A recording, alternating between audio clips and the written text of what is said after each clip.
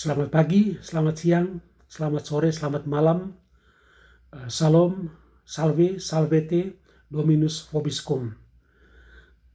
Dalam kesempatan kali ini saya mau membaca koleksi terakhir dari 9 surat Alberto untuk Clara, yaitu surat ke-7, surat ke-8, surat ke-9, dan penutup penutup koleksi 9 surat ini. Karena dalam rekaman yang sebelumnya atau 2 sebelumnya saya membaca pengantarnya, dan sekarang saya juga sekaligus akan membaca penutupnya. Ini juga cukup panjang. Surat 7 cukup panjang. Saya mulai surat ke-7. Clara, dikala fajar dini hari menyingsing, aku teringat akan dikau sedang berlari meloncat-loncat melintasi Piazza del Comune menuju San Giorgio. Lalu aku pun mengimpikan suatu hari di mana kita akan berdiri di altar di gereja kecil itu dan mengikrarkan cinta kita selama-lamanya. Selalu begitulah yang terjadi. Fantasi-fantasiku melampaui akal sehat.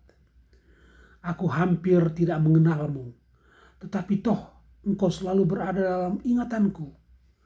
Engkau adalah seseorang yang harus kumenangkan, seseorang yang akan menjadi milikku, walau aku bahkan tidak mempunyai suatu rencana. Dalam keluguan masa remajaku, entahlah bagaimana, aku menduga pada suatu hari kelak kau akan memperhatikan aku, dan engkau akan mengetahui segala sesuatu begitu engkau menatap ke dalam mataku. Clara, bahkan kini setelah bertahun-tahun impian-impian masa mudaku berlalu, aku tidak menganggap hal itu sebagai kebodohan.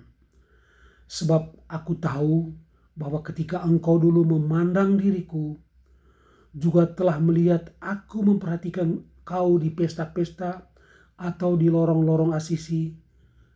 Engkau pun tahu. Aku yakin kau tahu dari caramu mengalihkan pandanganmu dengan malu-malu.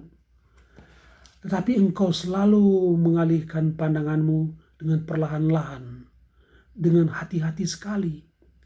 Seakan-akan engkau takut menyakiti aku, atau takut bahwa sesuatu dalam diriku akan ambruk berantakan manakala engkau cepat-cepat mengalihkan tatapanmu.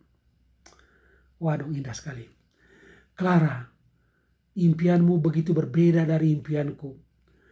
Tetapi bukankah terasa aneh bahwa impian-impian itu telah bercampur baur bagaikan sejumlah larutan kimia yang aneh dalam larik-larik puisi yang kutulis untuk kau yang tak akan pernah membacanya. Barangkali kita lebih dekat daripada halnya engkau dengan Fransiskus, sebab tak seorang pun mengetahui hati kita. Tak seorang pun mengetahui apa yang sebetulnya kita pikirkan dan kita rasakan, sebagaimana mereka mengetahui Fransiskus. Kita adalah pasangan bisu dalam rencana Allah bagi Fransiskus, yaitu pasangan yang berdiri dalam bayang-bayang baur dan menyokongnya tanpa disadari. Sebenarnya hal itu tak pernah terpikirkan olehku sebelumnya, bahwa aku menyokongnya. Tapi dalam semua doa yang telah kulambungkan, aku telah memikirkan hal itu. Semoga dia menuntunmu dengan selamat menuju cita-citamu untuk menjadi miskin seperti dia dan hidup hanya bagi Tuhan semata-mata. Kini dia telah tiada. Kau pun sendirian dengan Allah dan dengan wanita-wanita yang lain yang kepicikannya menyebabkan kau merasa tertekan dan membuat engkau bertanya-tanya apa yang akan terjadi apabila engkau mati. Claraku, apakah engkau bertanya-tanya tentang hal itu? Kau tidak perlu bertanya-tanya. Bahkan aku dapat melihat cita-citamu, cita-cita kamu berdua akan hidup melampaui kamu berdua, kau dan Fransiskus. Kau tahu ada sesuatu yang ajaib di antara kamu berdua, sesuatu yang berasal dari dunia seberang, yang diilhami secara ilahi. Bagikan satu dua puisi yang aku tahu akan hidup melampaui kemasyhuran yang kini sedang kunikmati. Tetapi apa yang akan kukatakan manakala semua kenangan ini datang menimpa lagi? Biarpun sekarang, sebab bagaimanapun juga semuanya adalah kenangan atau fantasi yang tak pernah berhenti selama 30 tahun. Tuan putriku, kekuatan apakah yang kau miliki sehingga engkau mengikat daku dengan cara seperti ini? Betapa manisnya ikatan ini sehingga aku takkan pernah mencoba membebaskan diri daripadanya. Begitulah akhir dari surat yang ke-7. Saya lanjutkan dengan membaca surat yang ke-8. Aku masih tetap kembali ke Asisi, bagikan ke beberapa tempat suci atau tempat ziarah. Aku pun berjalan mondar-mandir di samping biara tempat kau tinggal. Aku tidak tahu apa yang sedang kucari atau apa yang kuharapkan kutemukan dalam kunjungan-kunjunganku yang sering-sering ke tempat ini, ke tempat derita dan kepedihan ini. Barangkali bagiku hal ini seperti juga bagi banyak orang lain tiada tertahankan untuk menghadapi akhir dari sesuatu yang indah, walau hanya di dalam kalbu. Karena itu dengan lantang aku kembali lagi untuk tetap melestarikan kenangan akan dirimu. Bukanlah engkau yang menghantui aku atau mengganggu aku lagi. Yang menghantui dan mengganggu aku adalah cintaku sendiri yang teguh, yang tidak akan merelakan sang cinta pergi. Sebab semua tahun-tahun yang telah berlalu, semua waktu yang telah digunakan untuk bergantung pada impian, yaitu dirimu yang telah menjadi impian bagiku.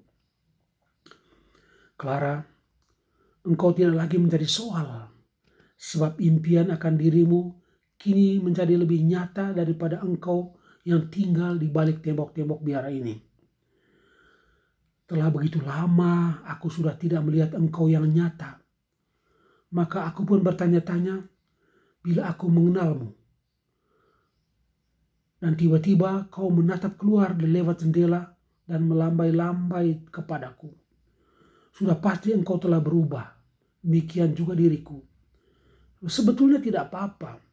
Gadis remaja yang berjalan masuk ke dalam biara ini bertahun-tahun yang silam menyelinap masuk dalam kalbuku dan berdiam di sana tetap belia dan segar.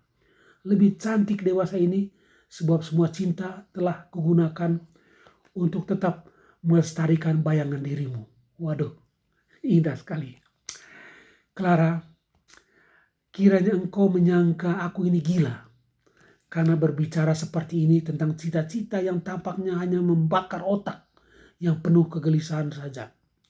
Barangkali aku memang gila, tetapi kegilaan seperti itu membuat semua jalanku bagikan impian yang bercahaya dan ringan. Tahun depan aku akan datang kembali dan kau akan tetap berada di sana di balik tembok-tembok ini sebab engkau tinggal dalam impianku. Suatu impian yang semakin disuburkan oleh tembok-tembok tempat engkau pernah menghilang daripada oleh wajah yang tak pernah kulihat lagi di baliknya. Wah, indah sekali. Itulah akhir dari surat yang ke-8. Ya, saya membaca surat yang ke-9 yang mungkin juga sangat indah juga, sangat menyentuh perasaan. Oh Clara, betapa engkau menghantui hari-hari dan jalan-jalanku yang jauh darimu. Setiap kali aku kembali seperti ini, aku merasakan kehadiranmu dan aku pun mempercepat langkahku menapaki jalan yang berliku-liku menuju Asisi. Aku mengira, aku takut bahwa engkau tidak ada di sini saat ini, bahwa Allah akan menculik engkau sebelum Dia mengambil aku dari muka bumi ini. Mengapa aku begitu terpaut padamu seperti ini? Bertahun-tahun telah berlalu dan engkau masih saja tetap menarik aku dengan satu daya pikat hati yang teramat memikat. Kadang-kadang aku berpikir Mestinya akulah dan bukan kau yang melestarikan hal-hal ini. Tentu saja kau, tetapi kau yang kukenal bertahun-tahun yang silam, sehingga aku berpikir kiranya aku gila karena jatuh cinta pada kenangan, pada suatu perjumpaan yang singkat. Bahkan sesungguhnya bukan itu, melainkan suatu keinginan, suatu impian akan dikau yang kutuangkan lewat pena dan cinta dan tinta dan gambaran dirimu sebagaimana yang kuinginkan. Aku telah meninggalkanmu berulang-ulang dan mengatakan pada diriku sendiri betapa aku gila karena melestarikan impian ini. Tetapi bagaimanapun juga, setelah bertahun-tahun hidup dalam kegilaan, aku telah menjadi terbiasa dengan fantasi-fantasi yang kuhidupkan ini. Clara, barangkali begitulah juga kelakuan Allah dengan dirimu. Suatu impian tentang gambaran dirinya, huruf besar, yang menjadi sebagaimana kau harapkan. Aku tahu hal itu mestinya terasa bagikan suatu penghinaan bagimu. Maaf, pikiran-pikiranku semakin menjadi dungu saja selama tahun-tahun yang telah lewat. Sesungguhnya aku tidaklah terlalu jelek sebagaimana yang mungkin kau pikirkan dan kau bayangkan. Sebab baru-baru ini aku mulai berdoa sekali lagi. Clara, aku tahu engkau pun menyukai hal itu, Clara. Begitulah akhir dari surat yang ke-9. Tetapi saya mau juga menutup rekaman ini dengan membaca satu paragraf penutup dari untayan 9 surat ini, karena dalam rekaman awal kemarin saya sudah membaca pengantarnya. Karena itu saya membaca juga alinea penutupnya. Dan Clara pun melayangkan pandangannya menuju ke Asisi, dan terdengarlah juga pada saat itu lonceng-lonceng yang berdentangan di San Rufino. Lalu dia melambungkan sebuah doa yang lembut bagi Alberto. Alberto juga merupakan bagian dari kisah hidupnya, sebab dirinya telah membawa Alberto di dalam doanya dan berdoa baginya sejak dia pergi menjauh dari kehidupan Alberto yang belia dan terluka. Hampir saya tidak bisa membaca kata terluka itu ya, mungkin karena sangat tersentuh. Ya, itulah surat yang ditulis oleh imajinasi yang ditulis oleh Murray Bodo ini ya, yang menarik sekali. Saya sendiri tidak tahu apakah memang surat-surat itu atau puisi-puisi itu sungguh-sungguh pernah ditulis oleh Alberto. Tetapi seperti saya katakan dalam rekaman awal, Alberto itu sungguh-sungguh adalah tokoh historis yang memang pernah mencintai dan mengagumi Clara. Dan juga saya kira dalam wajar jika kita membayangkan bahwa dia sakit hati, merana, cemburu, iri hati, sangat manusiawi. Tetapi cara Murray Bodo